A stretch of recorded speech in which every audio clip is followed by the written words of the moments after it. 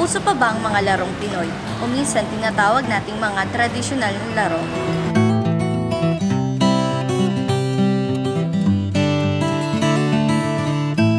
Mga laro na nagturo sa ating mga Pilipino upang makipagsalamuha at makipag-ugnayan sa ating mga kapwa.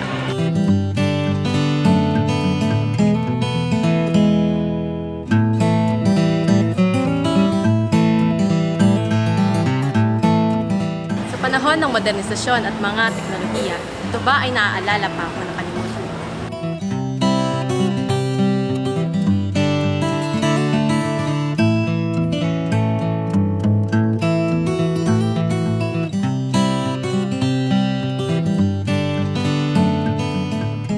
Tumbang preso, sipa, luksong baka, piko, mga larong Pinoy na Pinoy na nakagisnan ng ilang henerasyon natin.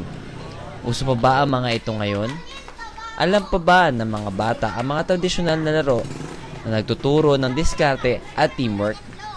O nasapawan na ng mga high-tech at mamahaling laruan?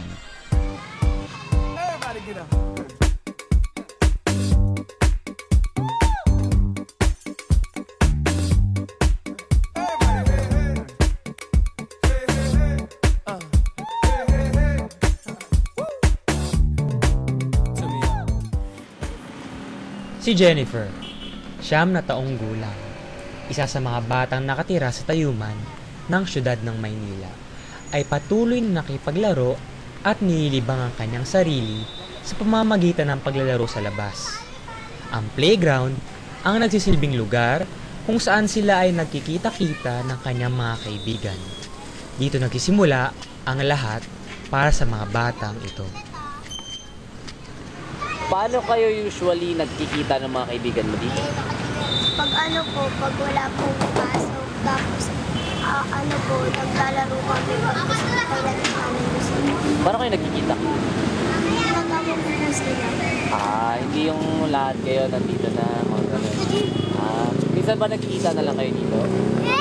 Tapos sumasali na lang kasi. Usually nilalaro nyo? Yung bato sa kabakan. Okay. Bakit tumapak sa lupa? Dito sa Tayuman, karaniwan ang eksena na ang mga bata naglalaro. Ang paborito ko pong laro, garter. Kasi po pang larong pang babae, saka po para po nag-exercise po. Tapos pang ganun. Favorite ko pong laro ay langit lupa. Saya po ako pag naglalangit lupa po ako kasama ko yung mga kaibigan. Masaya po ako kapag kasama ko ang aking mga kaibigan na naglalaro ng badminton. Ang paborito kong laro ay garter at patintero. Ang garter ay nagpapasaya at nagpapadayat sa akin. Ang patintero naman ay nagpapasigla at nagpapasaya.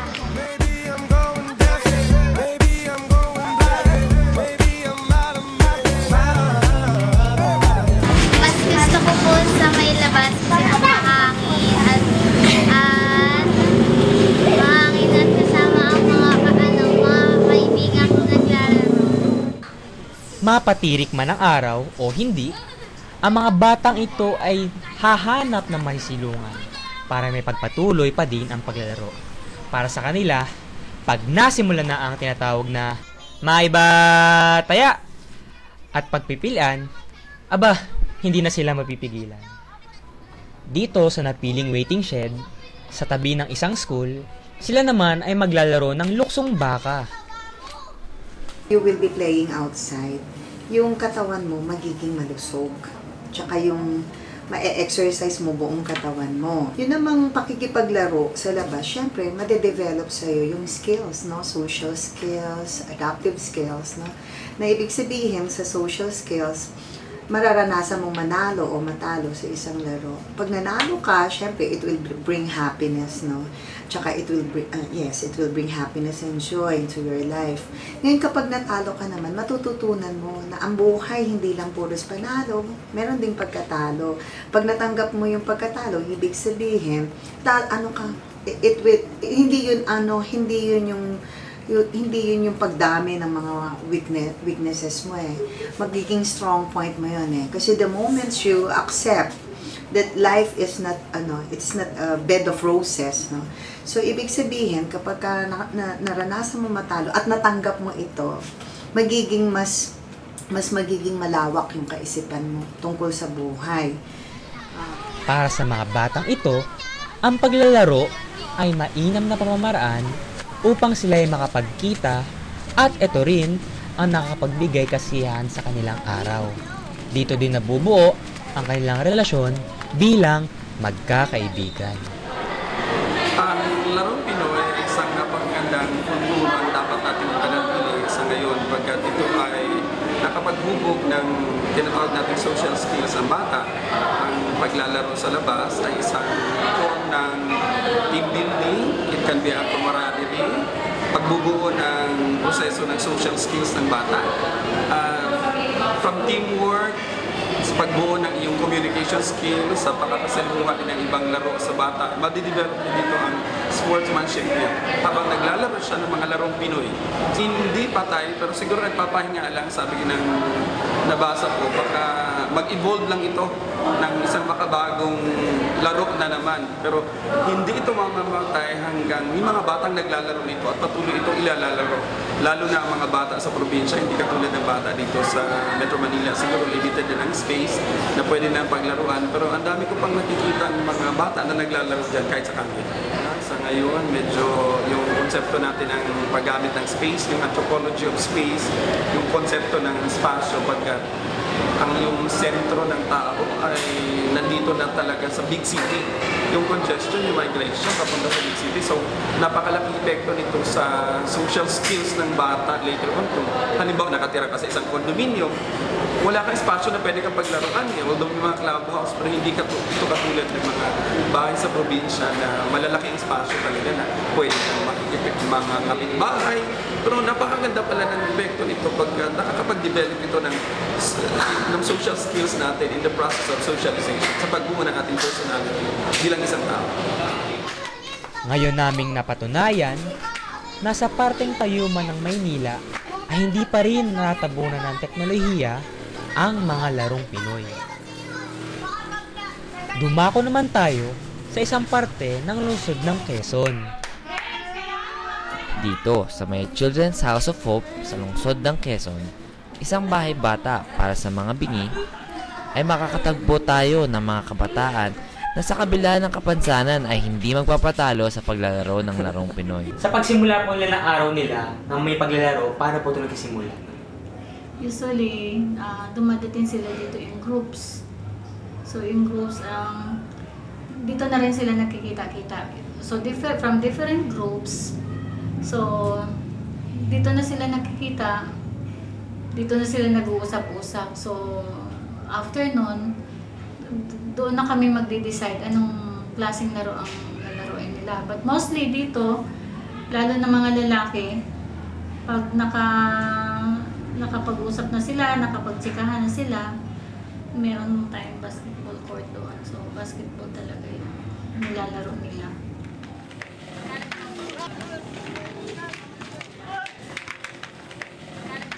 Ang karaniwang senaryo sa mga bata nagsisimula maglaro ay nagtatawagan, magpipilian, o paminsan ay magugrupo-grupo. Depende sa laro. Ngunit dahil sa kanilang kapansanan ay hindi nila ito kailanmay magagawa. Pero hindi ito makakapagpigil sa kanila para makapagsama-sama at maglaro.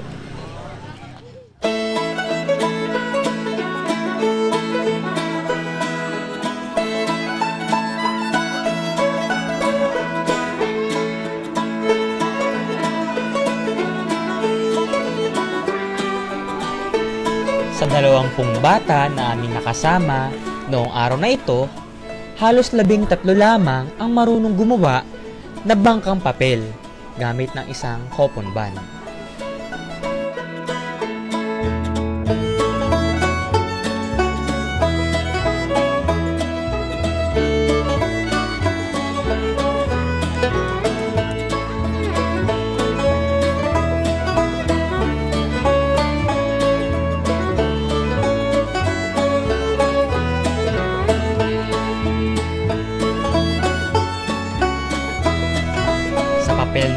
naman, sa parehong grupo ng kabataan, halos 17 ang may kakayahang gumawa nito. Nasubok din ang mga galing na mga batang ito sa pisikal na mga laro tulad ng piko, sipa, at tumbang preso.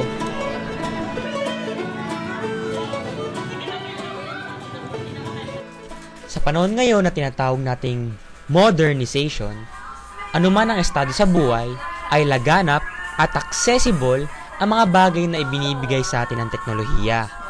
Ilan sa mga patok na laro at pinagkakaabalahan ng kabataan ngayon ay ang mga gadgets, computer games, at internet.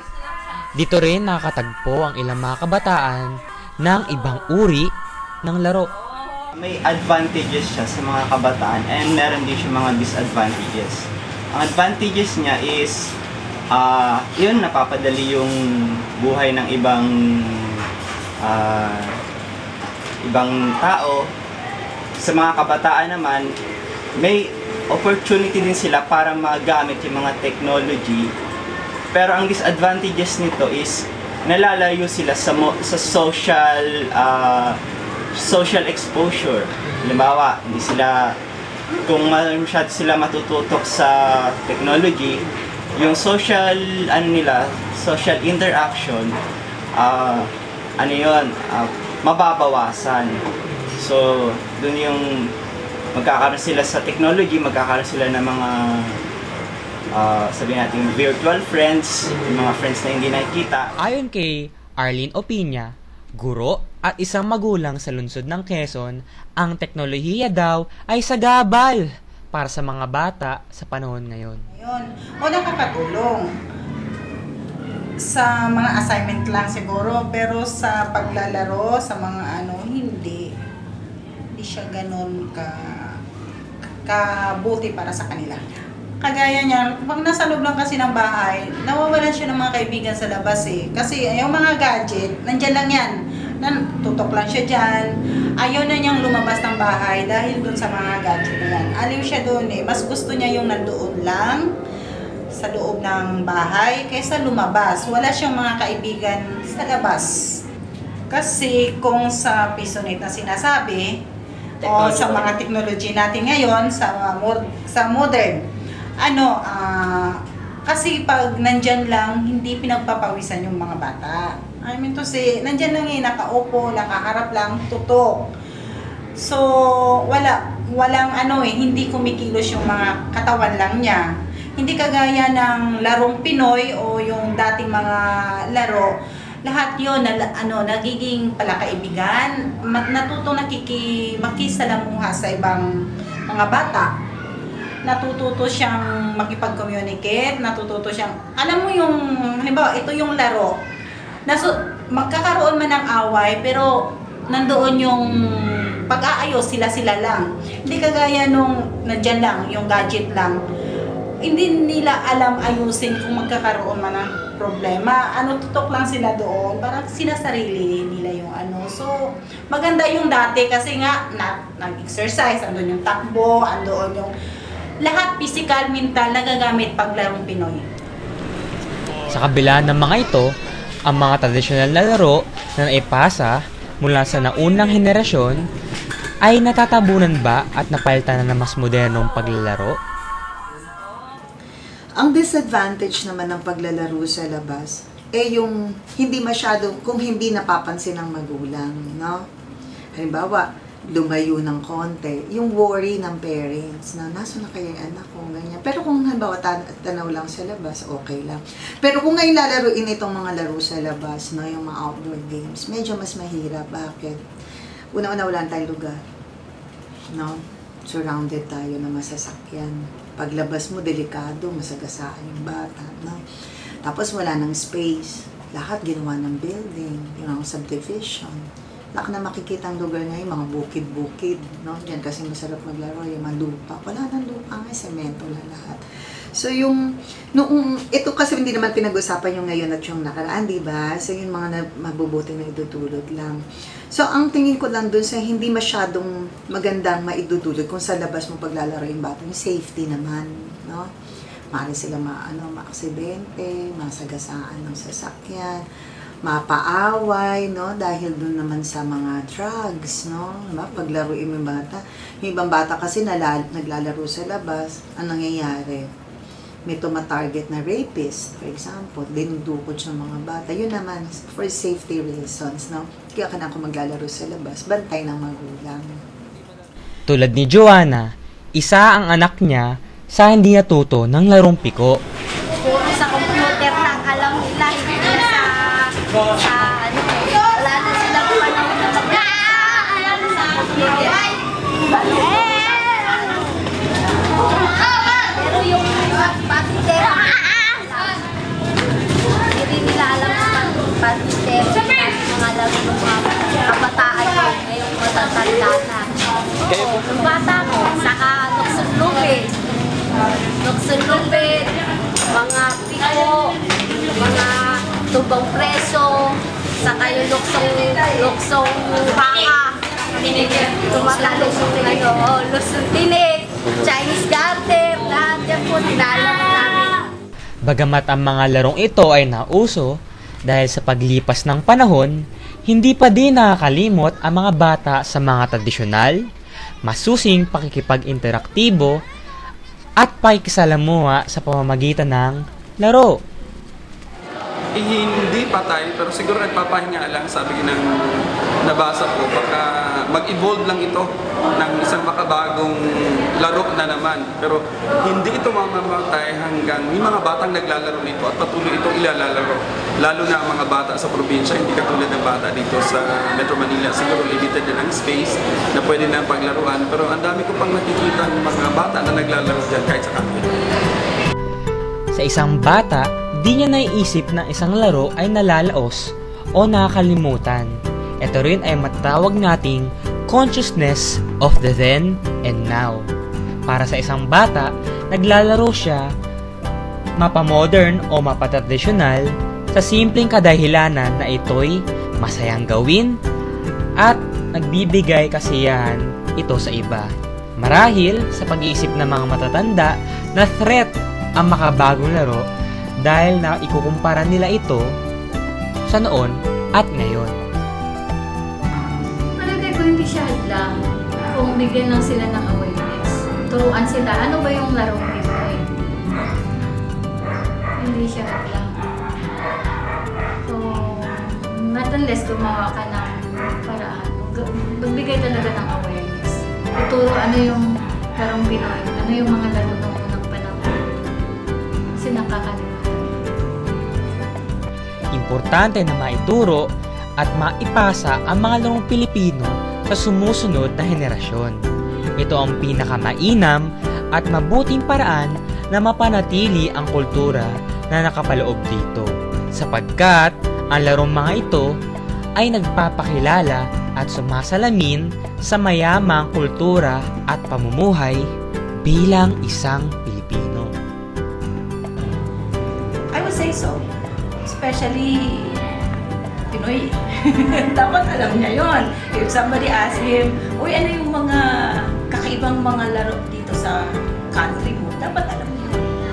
That you'd be able to explain, you'd be able to describe it, at mai-impart mo ano yung joy na nararamdaman mo kada laro. Ang larong Pinoy ay nakadisenyo ng may kasalamuha, may kalaro, may kakampi, at may kompetisyon. Dito nagsisimula ang pagiging miyembro natin sa komunidad, bahagi ng tatak nating Pilipino.